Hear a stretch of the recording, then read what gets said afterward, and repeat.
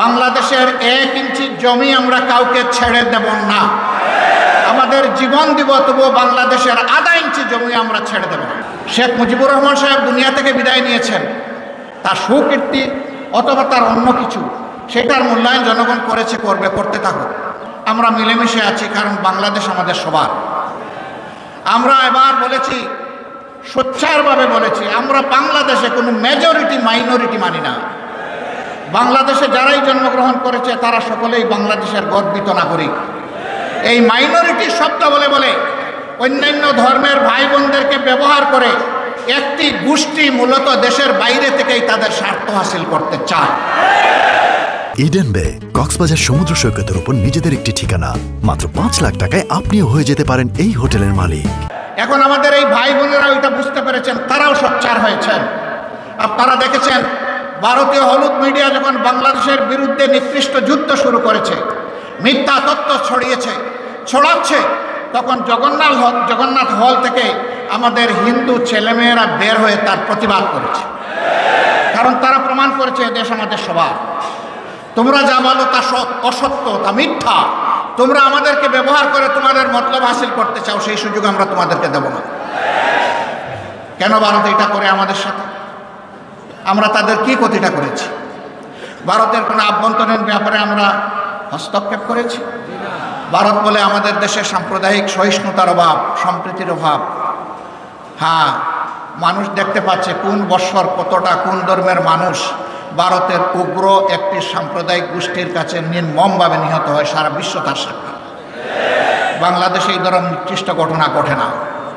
সর্বশেষ একটা চরমপন্থী সংগঠনের হাতে নির্মমভাবে চট্টগ্রামের আদালতে একজন আইনজীবীকে খুন করা হয়েছে।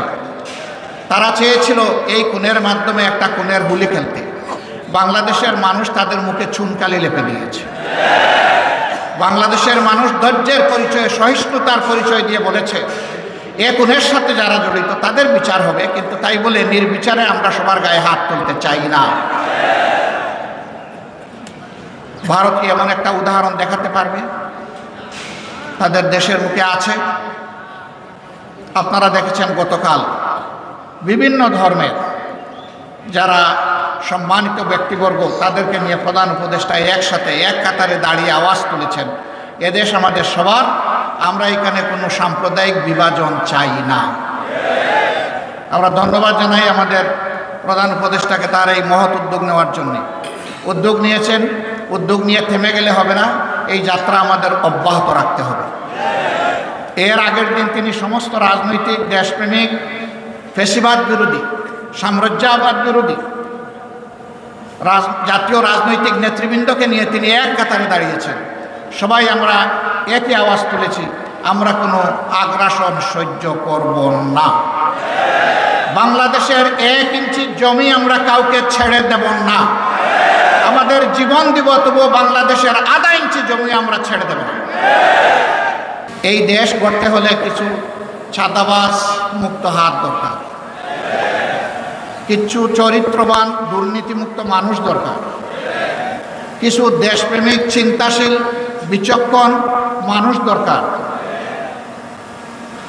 এই বিচারটা করবে কে? আমাদের হাইকোর্ট না জজ কোর্ট না সুপ্রিম কোর্ট? এই বিচার করবে জনতার আদালত। জনগণকে বোকা ভাবার কোনো কারণ নেই। আমরা জনগণের উপর আলহামদুলিল্লাহ পূর্ণ আস্থা রাখি। জনগণ বিচার করবে অতীত কার কেমন ছিল, বর্তমান কার কেমন, আর ভবিষ্যৎ কার কেমন হতে পারে। অতীত, বর্তমান এবং ভবিষ্যৎ বিবেচনায় জনগণ সিদ্ধান্ত নেবে। আমরা সেই সিদ্ধান্তের অপেক্ষায়। তাহলে সিদ্ধান্তটা আসবে কিভাবে? অবশ্যই নির্বাচনের মধ্য দিয়ে। সেই নির্বাচন হতে হবে সুষ্ঠু, অবাধ এবং গ্রহণযোগ্য। এখানে কোনো পেশি শক্তি অথবা টাকার খেলা চলবে না। এই রাস্তা বন্ধ করতে হবে। এই রাস্তা যদি বন্ধ করতে হয় তাইলে কতগুলো প্রয়োজনীয় সংস্কারও আনতে হবে।